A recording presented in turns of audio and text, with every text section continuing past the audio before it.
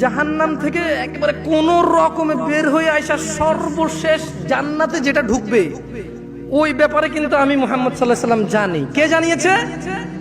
আল্লাহ। সুবহানাল্লাহ, সুবহানাল্লাহ। আচ্ছা, এক ব্যক্তি হামাগুড়ি দিয়ে বা বুকে ভর দিয়ে চলে যাবে, জাহান্নাম থেকে বের হবে।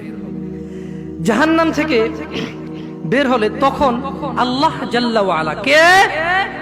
আল্লাহ জাল্লা ওয়া আলা বলবেন। কাকে বলবেন বলেন তো? হ্যাঁ, দেখেন আপনারা মনোযোগ দিয়ে শুনছেন না, এই ওয়াজ কাজে আসবে না। তাই এক ব্যক্তি হামাগুড়ি দিয়ে বুকে ভর দিয়ে কোন রকমের জাহান্নাম থেকে বেরিয়ে আসবে। কার ইচ্ছায়? নাকি আল্লাহর অনিচ্ছায়? ওই ব্যক্তির ক্ষমতায় নাকি আল্লাহর ইচ্ছায়, ভালোবাসায়? আচ্ছা, তখন আল্লাহ আযজা ওয়া জাল বলবেন। কে বলবেন? কাকে বলবেন বলেন তো? ব্যক্তিকে বলবেন যে যাও জান্নাতে ঢোকো। কি বলবে আল্লাহ? আল্লাহুম্মা ইয়া আল্লাহ আজআলনা, আল্লাহ আপনি আমাদেরকে জান্নাতীদের অন্তর্ভুক্ত করেন। ইয়া আল্লাহ, আল্লাহ আপনি আমাদের হিসাবকে সহজ করে দিন। সুতরাং জান্নাতের কাছে এলে ওই ব্যক্তির ধারণা হবে যে জান্নাতে তো জায়গাই দেখা যাচ্ছে না, সব মানুষ সব নিয়ে নিল, পেয়ে গেল, যার যার দখল। এই যে এখানে একজন বসছেন, আরেকজন কি বসতে পারতেছে? ওই পিছনের ছেলেগুলা জায়গা থাকা অবস্থায় বসতেছে না, ইটস ওকে, সমস্যা নাই, কথা যেহেতু শুনতেছে।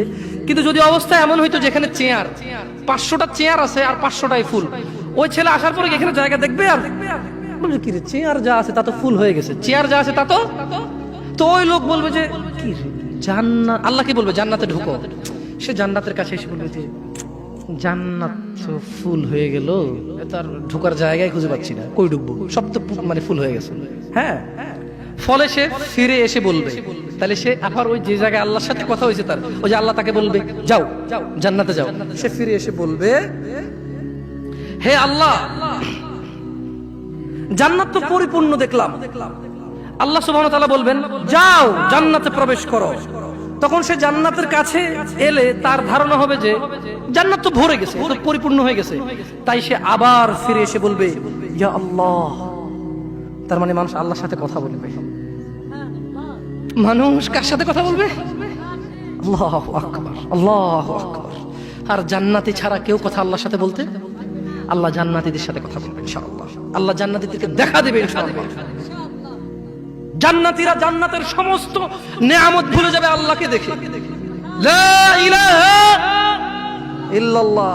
আল্লাহ বলবে যাও জান্নাতে যাও। সে এসে বলবে যে ইয়া আল্লাহ জান্নাত তো পরিপূর্ণ হয়ে গেল, এটা সে ধারণা করে নেবে, ঠিক আছে?